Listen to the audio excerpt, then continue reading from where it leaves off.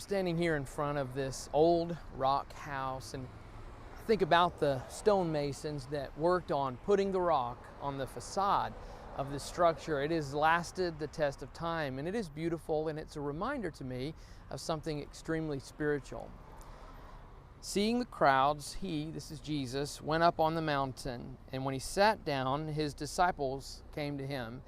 And what happens next is referred to as the Sermon on the Mount, the Sermon on the Rock.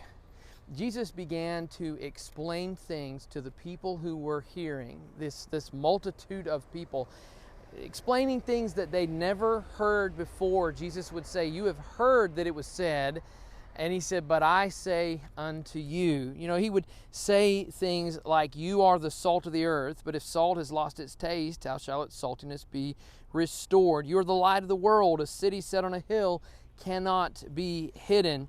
You've heard that it was said, 'You shall not commit adultery.' But I say to you that everyone who looks at a woman with lustful intent has already committed adultery with her in his heart.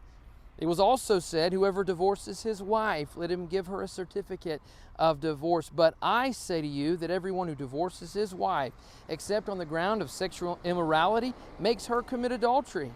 And whoever marries a divorced woman commits adultery. Again, you've heard that it was said to those of old, 'You shall not swear falsely, but shall perform to the Lord what you've sworn.' But I say to you, do not take an oath at all, either by heaven or by earth." He explains, let your yes be yes and your no be no.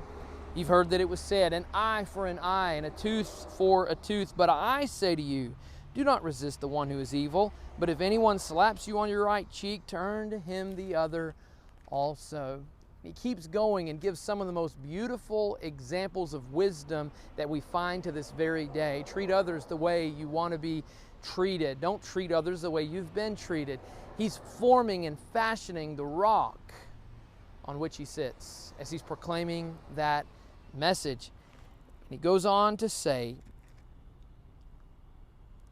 "Everyone then who hears these words of mine and does them will be like a wise man who built his house on the rock. And the rain fell, and the floods came, and the winds blew and beat on that house, but it did not fall because it had been founded on the rock. But everyone who hears these words of mine and does not do them will be like a foolish man who built his house on the sand. And the rain fell, and the floods came, and the winds blew and beat against that house, and it fell, and great was the fall of it."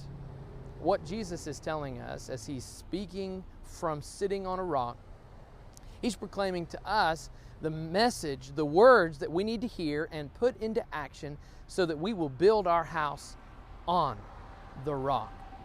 So it's not about the outside of the house looking strong and that's just a facade. Jesus is more concerned that you built your house on the rock. Now you get the picture.